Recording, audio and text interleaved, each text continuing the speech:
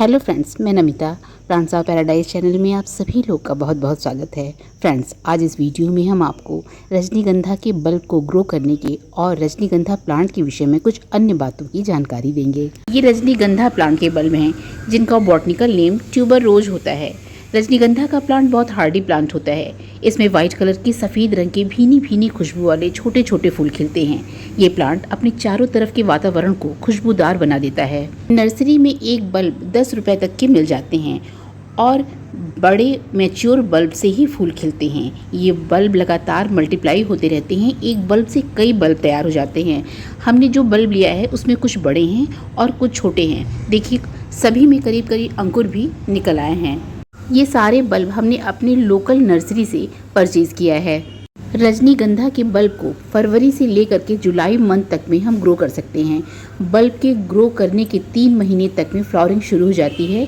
इसके फूल बरसात में बहुत अच्छी मात्रा में खिलते हैं। इसलिए इस प्लांट में अच्छी फ्लावरिंग अगर चाहिए तो इसे फरवरी से अप्रैल मंथ तक ग्रो कर लेना चाहिए। यदि हम जुलाई में बल्ब को ग्रो करते हैं तो फूल आते तो हैं लेकिन कुछ कम टाइम के लिए। इसीलिए फ्रेंड, हमें भी बल्ब को ग्रो करने में किन्हीं वजहों से थोड़ी देर हो गई है। फिर भी बल्ब का जो भी अपडेट होगा उसको हम आपको नेक्स्ट किसी भी वीडियो में ज़रूर दिखाएंगे। तो आइए फ्रेंड्स, हम रजनीगंधा के बल्ब को मिट्टी में ग्रो करेंगे। किस तरह से ग्रो करेंगे ये हम आपको बताते हैं। तो यहाँ पे पहले हम फंजीसाइड को 1 चम्मच फंजीसाइड लेकर के हम थोड़े से पानी में घोल लेंगे और सारे बल्ब को कुछ देर के लिए हम इस पानी में भिगो देंगे।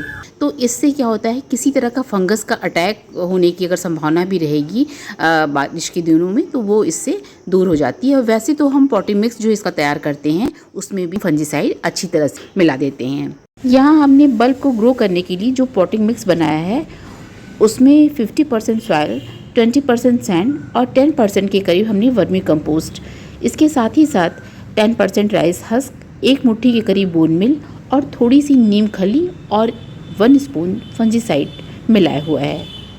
राइस हस्क यानी चावल की भूसी मिट्टी को सख्त होने से बचाता है। मिट्टी को हल्की और भुरभुरी बनाए रखने में मदद करता है। मिट्टी के हल्के और पोरस होने से जड़ों को ऑक्सीजन अच्छी तरह से मिलता रहता है, जिससे बल्ब की जड़ बहुत तेज़ी से फैलती है और ग्रो करती है।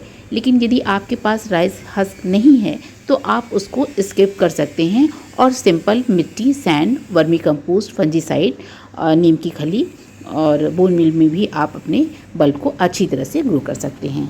बल्ब वाले प्लांट को फॉस्फोरस रिच मिट्टी ज़्यादा पसंद होती है। इसमें बल्ब तेज़ी से ग्रो करते हैं, इसलिए बोन मिल मिलाना अच्छा होता है क्योंकि बोन मिल में भरपूर मात्रा में फॉस्फोरस होता है। इस तरह फ्रेंड्स, बल्ब को लगाने के लिए हम वेल ड्रेन्ड मिट्टी को तैयार करेंगे जिसमें कि पानी डालने पर पानी रुके नहीं, पानी पूरी तरह से ड्रेनेज होल से धीरे धीरे बाहर निकल जाए और हमारी मिट्टी में एक नमी बनी रहे। रजनीगंधा के बल्ब को 8 से 12 इंच तक के पॉट में ग्रो करना अच्छा होता है। पॉट ऊपर से थोड़ा सा चौड़ा होना चाहिए और नीचे से गहरा होना चाहिए क्योंकि इसकी जड़ें काफ़ी लंबी और गहराई तक जाती हैं। हमने यहाँ पर 8 इंच का पॉट लिया है बल्ब को ग्रो करने के लिए और कुछ पॉटिंग मिक्स को हमने ग्रो बैग में भरा हुआ है इसमें बल्ब को लगाने के लिए। यहाँ बल्ब जो अच्छी तरह से ग्रो हो जाएगा और इसकी पत्तियाँ थोड़ी सी लंबी हो जाएंगी तब हम इस ग्रो बैग में और भी ऊपर तक अच्छे से मिट्टी को फिल कर देंगे। हमने मिट्टी को जिसमें बल्ब लगाना है उसमें थोड़ा थोड़ा पानी डाल करके गीला कर लिया है। हम मिट्टी में कुछ कुछ दूरी पर होल बना लेंगे। तो बल्ब को 4 से 6 इंच की दूरी पर हम लगाएंगे। इतनी दूरी बल्ब को, एक बल्ब से दूसरे बल्ब की दूरी इतनी होनी चाहिए, 4 से 6 इंच की, और साथ ही साथ 2 से 4 इंच तक की गहराई होनी चाहिए जहाँ पर भी हम बल्ब लगा रहे हैं। तो इस तरह से हम होल बना लेंगे ग्रो बैग में चारों तरफ और तब बल्ब को लगाएंगे। इस तरह मिट्टी में सारे होल बनकर के तैयार हो गए हैं और अब हम बल्ब को फंजीसाइड के होल में से निकाल करके इस होल में लगा देंगे। तो बल्ब के जो जड़ का जो हिस्सा है ये हिस्सा नीचे रहेगा, मिट्टी के अंदर जाएगा और ऊपर जहाँ अंकुर निकला हुआ है, नुकीला जो हिस्सा है जहाँ कई अंकुर दिखाई दे रहे हैं, उनको हम मिट्टी में ऊपर की तरफ रखेंगे।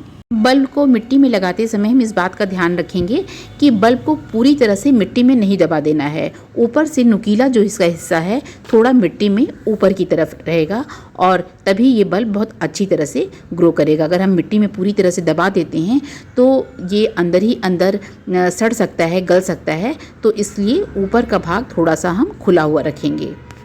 रजनीगंधा के प्लांट में पानी की ज़्यादा ज़रूरत नहीं होती है। बहुत ज़्यादा पानी डालने से इसके बल्ब गल सकते हैं अंदर अंदर और सड़ करके ख़त्म हो जाएंगे। इस तरह मिट्टी को ना तो हम बहुत गीला रखेंगे और न ही पूरी तरह से मिट्टी को सूखने देंगे। मिट्टी में एक हल्की नमी को हमेशा बनाए रखेंगे। यहाँ हमने बल्ब को लगाने से पहले मिट्टी में पानी डाल करके मिट्टी को गीला कर लिया था, तो इस समय हम बल्ब को लगाने के बाद तुरंत पानी नहीं डालेंगे। कुछ दिनों के बाद, 2-3 दिन के बाद जब मिट्टी सूखी लगेगी तब हम इसमें पानी ऐड कर देंगे।